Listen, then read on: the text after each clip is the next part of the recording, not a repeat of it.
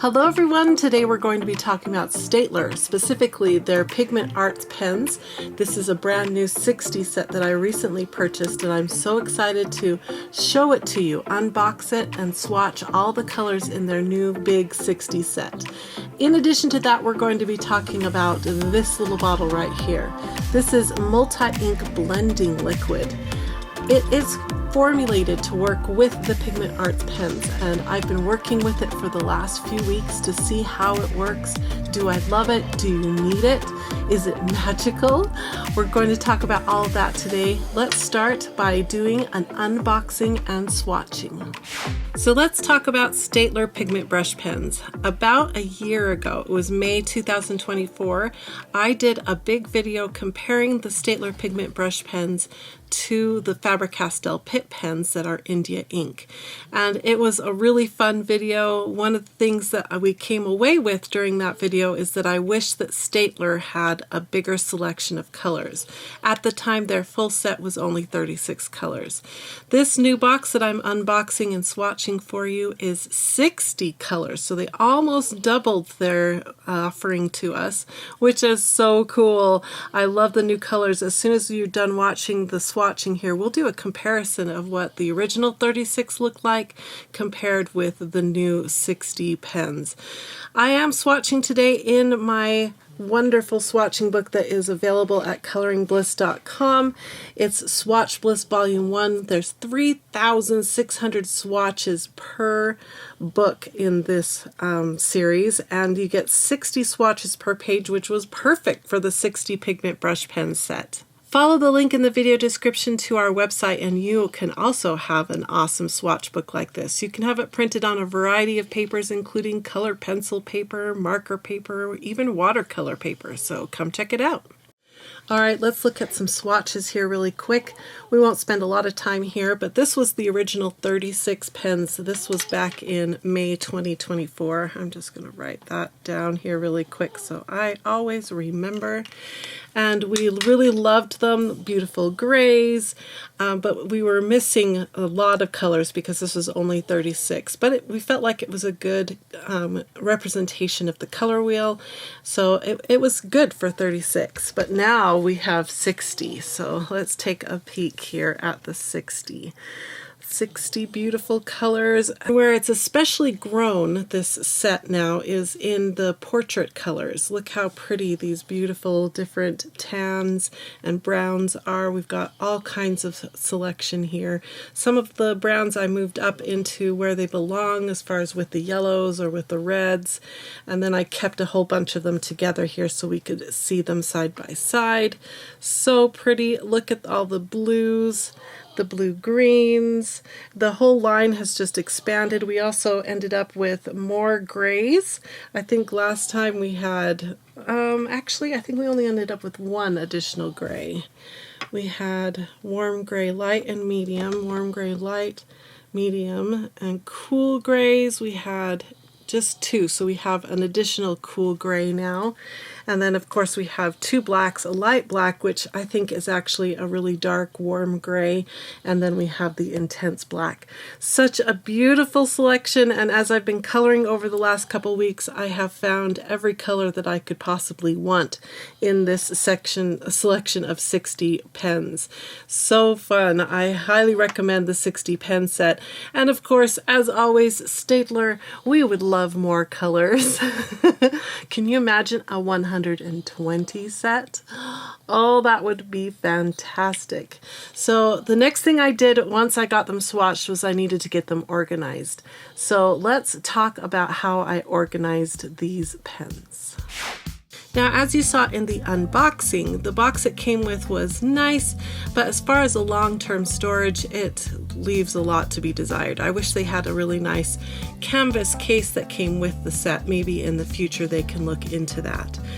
So as I was swatching the pens, I got them into a rough color wheel order, and then I was ready to put them into a case. And originally, back in May 2024, I had put all my Staedtler Pigment Brush Pens and all my Faber-Castell Pitt pens together in one case, but now because I have extras, it's not all going to fit. And then this gray case you're watching me work in right now actually is a gel pen case, and that's what I would recommend you look for, not a color pencil case, because these pigment brush pens are a little chubby compared to a color pencil, but they're about the same size as a gel pen. So if you have a case that works great for your gel pens, that case is going to work great for your Staedtler brush pens.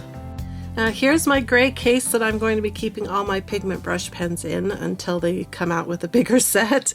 Originally this was a gel pen case. I liked the gel pens that it came with, but I liked the case more. So I took out the gel pens because I knew if gel pens fit, then my Staedtler pigment brush pens would fit. And look how beautiful this is. So I have this side right here is the original 36 set, and then over here this is my 60 set. So I have duplicates, which I'm happy with. I can really love and abuse the duplicates and be more gentle with the newer not duplicated pens that came in the 60 set, but it fit perfect. So I would highly recommend looking for a case for your pigment brush pens that you would use for gel pens, because it fits beautifully. Now let me show you, just in case you were wondering, I moved the Faber-Castell Pitt pens into their own case right here, and they fit two to a loop. Usually you can get 3 color pencils to a loop, but for this case, which I believe this is a speedball case, they're a little bit pricey, so I'll use it for this purpose for now. And I also have my Tombow Funasuki, I think that's how you say it,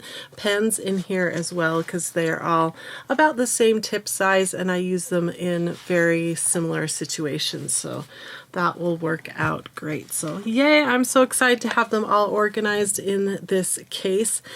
Now let's talk about actually using these pens. I've been coloring a lot with them, so I have a lot of great footage and a lot of great examples of what you can do with these pens. But we're also specifically going to talk about this multi-ink. The thing that makes the Staedtler pigment brush pens unique is that once they dry, they're permanent. So if you're working in a mixed media situation where you want some of your lines to lay down and be permanent, and then you can come on top of it with a wash of watercolor or maybe some acrylic paint, and you don't want those lines to budge, it's good to know that these are permanent. But that kind of limits what you can do with a pen when it's so permanent. Blending has to be done when it's wet. We're going to talk about that. So once the ink dries, though, you're kind of stuck with what you have created.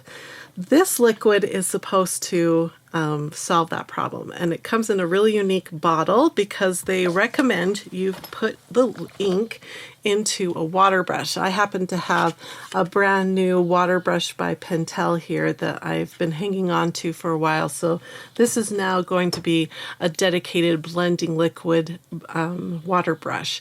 So with this top, you just pull this off.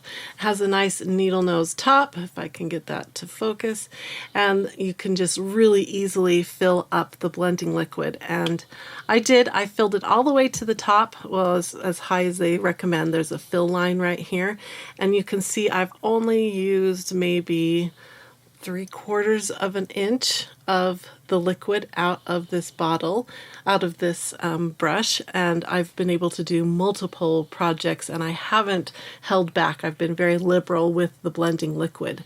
So it lasts a long time. It's a little expensive. The blending liquid is $11.28. That's on Amazon in the US as of July-ish 2025. So I'm glad to tell you that if you do invest in this, it's going to last you a really long time. The other way you can use this is to put it into a little dish and use a standard paintbrush to do your blending with. But I found this to be really helpful and very convenient. So I really recommend you get a dedicated water brush that you can use your blending liquid in. I did try to label it, but it's already rubbing off.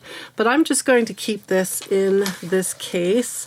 There's a couple places I can put it, either back here or in this empty slot right over here. So I'll just keep it probably in here like that, and then I'll always have it with the appropriate tools. But that's one of the questions I have that I want to answer today is, can you use this blending liquid for other products like the Faber-Castell Pitt pens? The Pitt pens are India ink.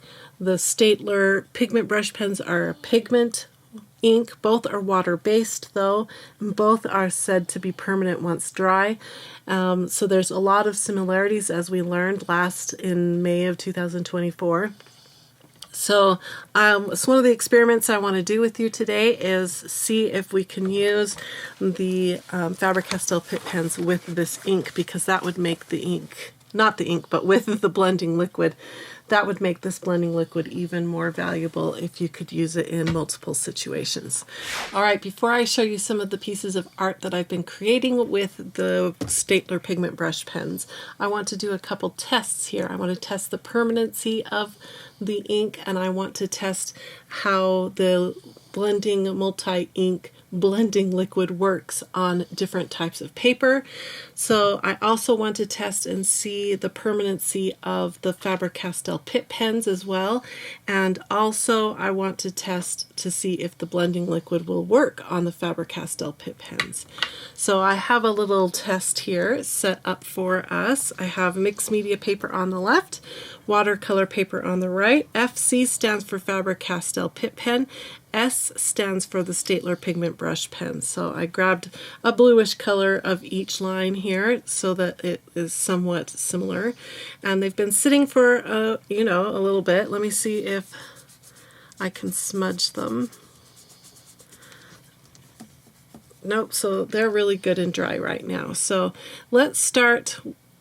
I have a feeling that the mixed media paper is going to be underwhelming, but the watercolor paper is going to be exciting. So let's start with the underwhelming side, the mixed media. And I'm going to try activating first both swatches with plain water and see what happens. Let me grab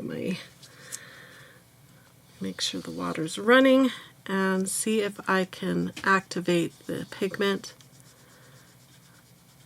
Okay, Faber-Castell is very permanent. Let's try the next one. I'm going to try this other shot and see if the Staedtler is also just as permanent, and it is. So that's really good. There's a tiny bit of ink coming off, but I had to rub that paintbrush a lot on both of them.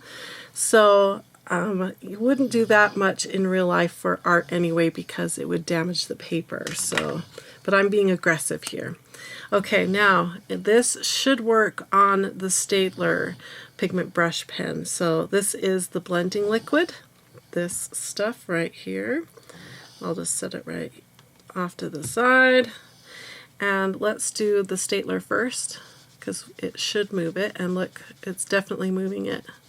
But this is mixed media paper, and it recommends using watercolor paper, but I wanted to show you the difference between how it works on the two papers. So let me clean that brush off now, and let's try moving the Faber-Castell with the same thing. And it is not moving. So far, we'll see if the same story is true on the watercolor paper, but so far this blending liquid only works with the Staedtler pigment brush pens. Okay, let's try it now on watercolor paper, because this should be more interesting. Okay, so we're going to try activating with water first. Let's try here. Nothing. And let's try here. Nothing. So again, they are both permanent when dry. That is so exciting. And now let's try and move the Staedtler. And this should move. And yeah, we're getting a lot more movement. See? Very impressive amount of movement. Now let me clean that bristle off so we don't ruin our test. And let's see if Faber-Castell will move with it. Maybe a tiny bit, but nothing like the Staedtler. So no, I'm going to say no, that was a fail.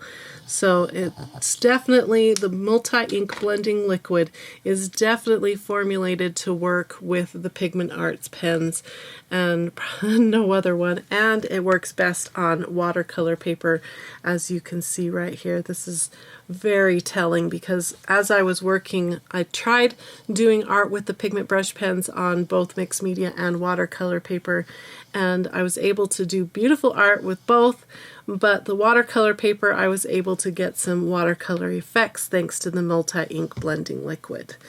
So I think this liquid here is a success with the Staedtler pens. If you're hoping to use it with another line of pens, I don't think it's going to work. It's definitely specially formulated for the Pigment Arts pens, this multi-ink pigment art pens. Okay, next up I want to show you the art that I created. So I've got lots of footage to roll for you. We're going to do it really fast. I'll show you here. This is now my favorite coloring book. This is, let me show you the cover so you know what it is. This is Volume 1 Simple Bliss Spring Garden, and it's an amazing book. Every page has 4 images, so in total there are 100 small spring garden themed images for you to color. And I can complete a coloring page in 20 to 30 minutes, and it's so satisfying and fun.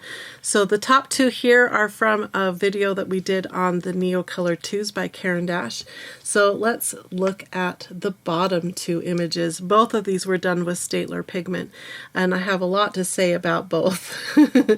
Let's start by talking about the Staedtler pigment image here that I did with the apron. Again, this has been printed on mixed media paper, but if you're interested in this book, you can have it printed on color pencil paper, marker paper, mixed media paper, watercolor paper, black paper, or tan paper. We have so many options for you to customize your coloring book. You can also get it unbound, which I kind of wish I had gotten mine unbound.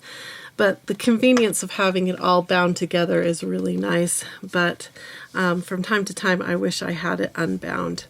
Okay, so let me roll some footage of me coloring this particular image.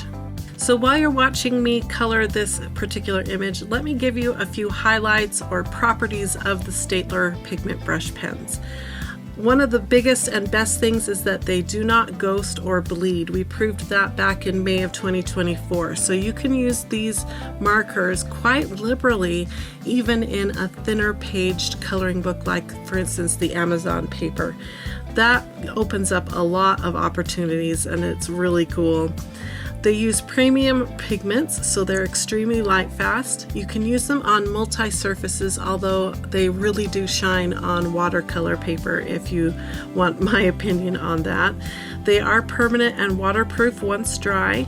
You can mix colors and layer colors. You can do tip-to-tip blending, which I did a little bit of that in this particular illustration. And they come in 4 different tips. There's the brush, there's a soft brush, a calligraphy, and a bullet felt type tip. Now, not all the colors are only available in the brush, and then they have limited options in colors for the other 3 options. But I really want to get my hands on the calligraphy ones. I think that sounds really interesting.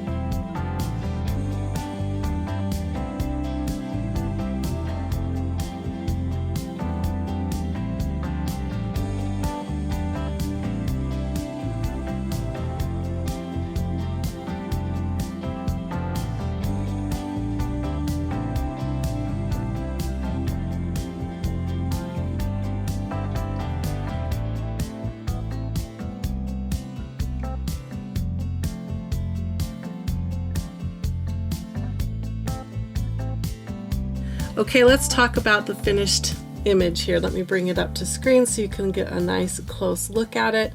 I love how it turned out. One of the things I wanted to try with this image was filling up a large area with these pens.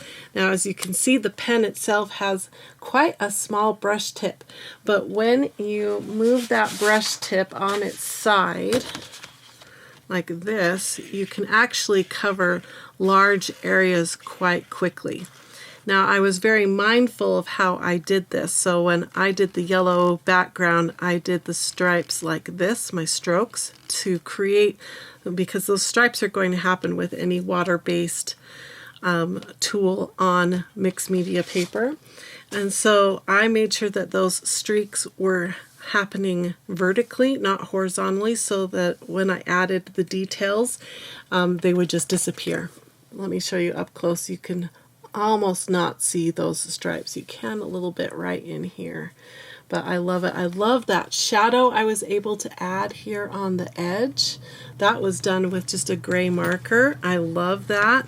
I probably should have added a shadow over here on this one too, but I forgot. Anyway, I love the shading I got on this one. This one was really fun. Now let's talk about this second image that I did on mixed media paper, this hummingbird, and there are things that I love about my hummingbird and things that I don't like. When I was looking at reference photos so that I could get some fun color ideas for my hummingbird, I noticed that almost every photo I was looking at, the background was out of focus, so sort of a bokeh effect, so that your eye would go straight to the bird. So that's what I was trying to get. I think it kind of looks like camouflage. The problem I know that is happening here is that everything feels very mid-tone. I wish I could have done this background a lot softer, a lot lighter, and I think that would have brought out the bird more, because the bird is mid to dark tones. So if you have a background that is in light tones and a light value, it will make it so that it just sort of softly goes into the background rather than being a primary focus, which I think this background sort of became a primary focus. But I really learned a lot doing it. So let me run some footage so you can see what I learned during the hummingbird. Now, what I wanted to achieve with the hummingbird was to practice blending the inks together on mixed media paper without any blending liquid. So this is just the markers working together as they are still wet, because you can still blend and smudge the ink when it's wet. It's when it's dry that it's permanent. So I was working really quickly between pens, as you can see during this video, and I really love how the hummingbird turned out. I was able to blend those vivid colors really beautifully. I love how his throat turned out and the tail feathers turned out. I just love the whole hummingbird. Where I feel like I struggled was the background, and like I said, it's too dark. That's the first problem with it. But what I was experimenting with is, can you do large area blending with these tiny tipped pens? And I think I've proved that you can. The more ink you lay down, the more it seems to float and blend easier. So you need to make sure you have a robust piece of paper for this technique if you're going to try layering a lot, because that paper is going to need to stand up to a lot of scribble blending. But that's what I did for the background, and I feel like it was a success. It just doesn't work really well with my hummingbird. Also, I wanted to mention that I did bend my rules. I was trying to use only the pigment brush pens, but in the end I felt like my little hummingbird really deserves some white highlights. So as you can see, I'm grabbing a white acrylic marker from the Ohuhu set, and I was able to add some really cute little details to make my little bird pop.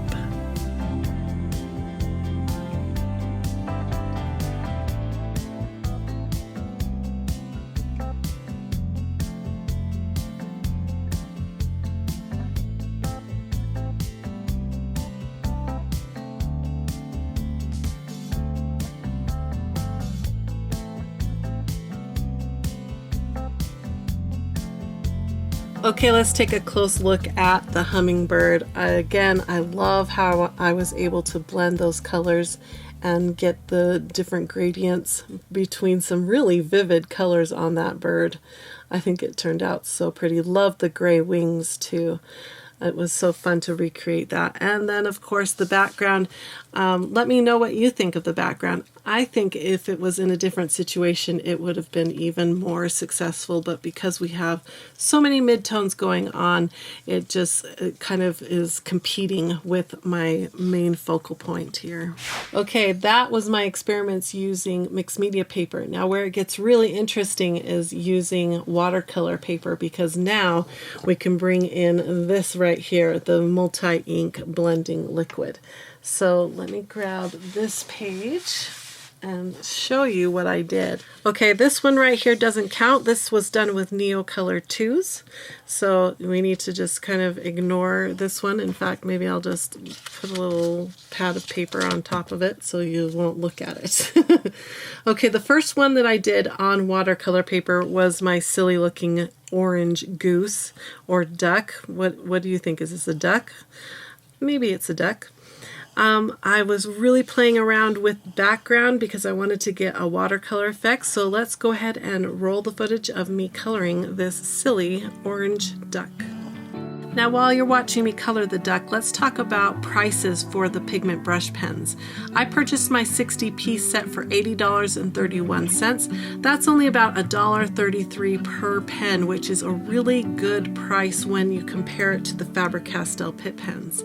And that 60-piece set is the least expensive way to purchase the pens as far as a per pen price. You can also purchase them in 6 packs, in a 12 pack, in a 24 pack, and a 36 pack. And in the 12 packs, they have nature sets, pastel sets, portrait sets. So you can go and kind of curate what kind of pens you think you'll use most and just purchase those. Those 12 pack sets are anywhere from $21 to about $23. So that's about $1.75 to $1.89 per pen in a 12 pack set. So lots of options. Go and check it out. The 60 pack, the 6 packs are really interesting too. Like for instance, if you're like me and you love purples, you can buy a 6 pack of a whole bunch of purples. And those are only around $10.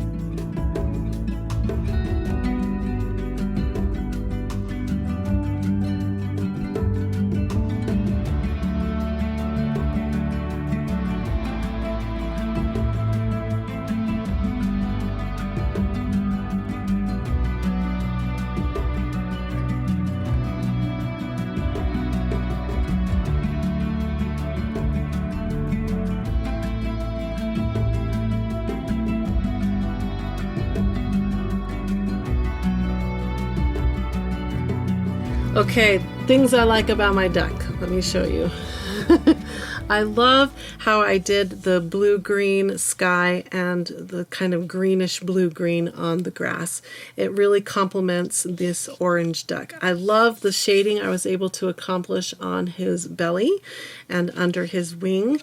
I don't like as much the way I textured and did the feathers on this wing, but I'm learning still how to do feathers and texture, and you got to try things.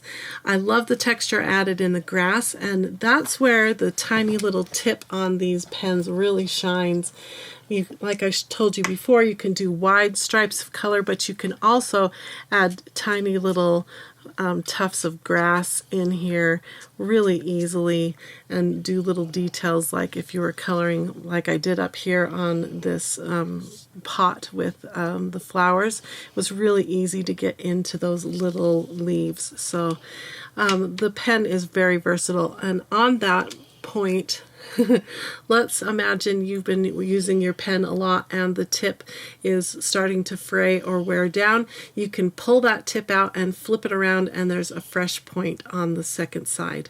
So that's a really cool thing that Staedtler included with their pigment brush pens. Okay, I want to show you now my silly blue goat. Now, I love the background on this goat. Let me go ahead and run the footage of coloring the goat while I talk about this. What I was trying to accomplish with the goat was some good shading. And I wanted to use blue just for fun, just a silly blue goat, and I wanted to add some details onto the goat so he'd have patches of different blue on him. He was fun to do, but I'm not too happy with how it turned out. I'd like to try coloring him again because I love this illustration, and I feel like I overdid it. I overworked, used too many midtones, not enough light, so that when I came in to add the shadows, there just wasn't enough pop. I like his little pink cheeks that I added. I also really like the background, how soft I was able to blend out the different colors. I think it was really successful.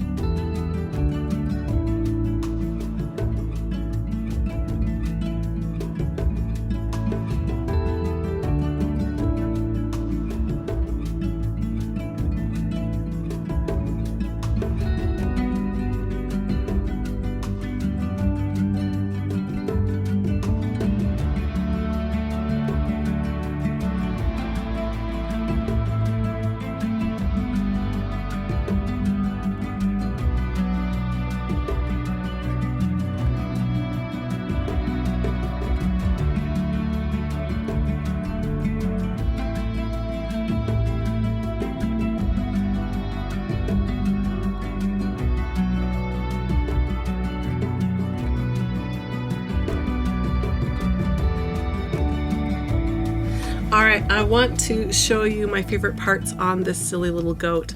I love how the horns and the hoofs turned out. And I want to explain to you how I was able to create the highlight, because I didn't use any white paint pens for this. But I wanted a nice strong highlight so that the horns and the hooves look a little bit shiny. So what I did, and I think I'm going to try demonstrating it, I used the blending liquid in the water brush, and I went into the area where I wanted the highlight, and I used a lot of blending liquid and just kind of massaged it in there. Let me try. You can see the blue coming off onto the tip.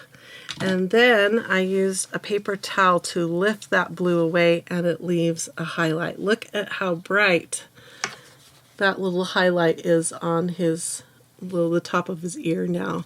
It doesn't look quite right anymore. Let me put some of that blue back in there and blend it out. There.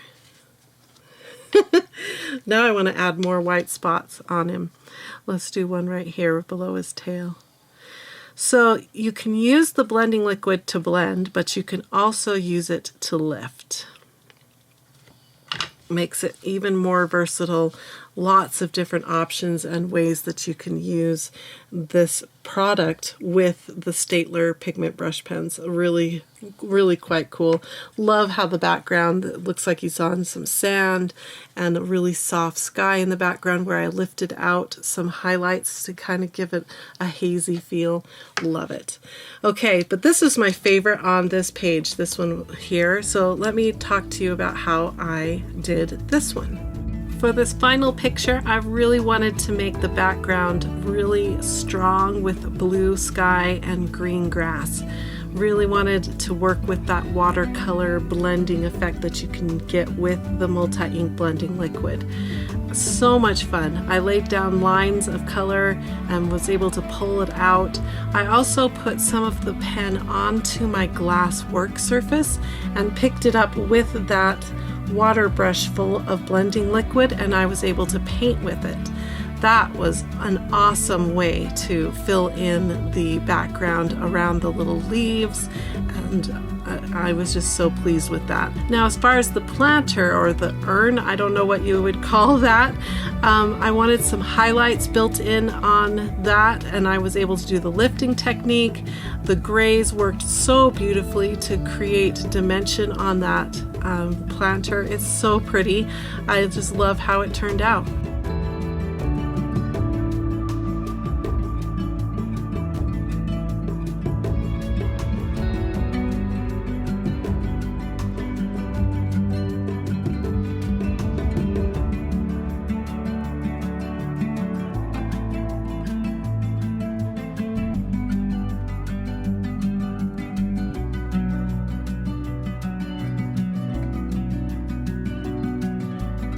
Okay, so in that voiceover I mentioned one of the techniques I did, which was to take this pen and I drew some ink onto this glass surface. You could use a solid non-porous plastic surface as well, like a sheet protector or some packaging. And then I picked up that ink with my blending liquid water brush, and then I was able to go in and paint right into those nooks and crannies with a nice watercolor effect. I'm just going to demonstrate that really quick for you. So that's another way to use this blending liquid, is actually for direct painting like this. So cool. And then when you're done with your brush and it's full of color like that, just squeeze a little bit so that that blending liquid comes down, and scribble onto a paper towel or a scratch piece of paper until it comes clean on the paper. It's okay if it dyes your bristles. That's going to happen over time. It's more that the liquid is coming out clean. That's what you're looking for. So let's take a quick close look up at my planter with the cute little flowers and the lovely watercolor background. I think this one is my favorite out of all the ones that I created with the Staedtler Pigment Brush Pens. Okay, so my final word on the Staedtler Pigment Brush Pens. If you're looking for something that is permanent and doesn't bleed through paper and has a nice fine tip so that you can do little details as well as large areas, then I think you really need to look into these pens. I think they are a great purchase. If you're going to be using these pens just in standard coloring books or on mixed media type paper, then I don't think you need the blending liquid. But if you're going to up your game and do some coloring on watercolor paper, then you definitely want and need this blending liquid. It's going to really maximize what you can do with the pigment brush pens. They are a great pair together, especially on watercolor paper, and that's the key. As I showed you in our little test, you've got to be on watercolor paper to get the most out of the blending liquid. At least that's my experience. Have you tried the blending liquid? Comment below if you have found some other ways to use it. I would love to know. It's such a unique thing. I don't know the science behind it, but it sure does magic with the pigment brush pens. And it was so much fun to share all of this with you today. Like I said, we are not a sponsored channel, so please take just a second to hit that thumbs up to show that you like this kind of content and help my channel to grow. We're getting awfully close to 100,000, and I'm planning something big and exciting to do with all of you when we hit that 100,000 subscriber landmark. I'm so excited. Thank you everyone for watching, and I hope you all have a wonderful, colorful, blissful day. Bye everyone.